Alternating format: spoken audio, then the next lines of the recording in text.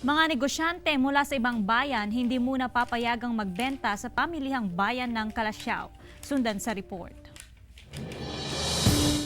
Tanging ang mga negosyante na residente ng Calasiao ang pinapayagang magbenta sa pamilihang bayan. Kahit pa nasa ilalim na ng General Community Quarantine ang probinsya, bawal muna ang mga dayong negosyante sa bayan.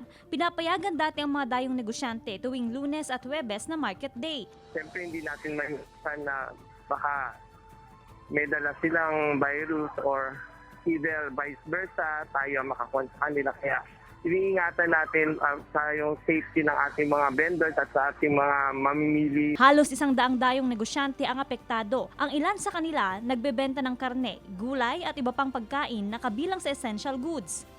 May pandemya tayong kinakaharap, kaya sakripisyo na lang po siguro sa mga tendera po. Mas lalong mahirap madam kung magkasakit. Kasi lalayo ka sa pamilya mo, ilalayo ka talaga, ipa-quarantine ka. Hindi mo sila makikita ng ilang araw.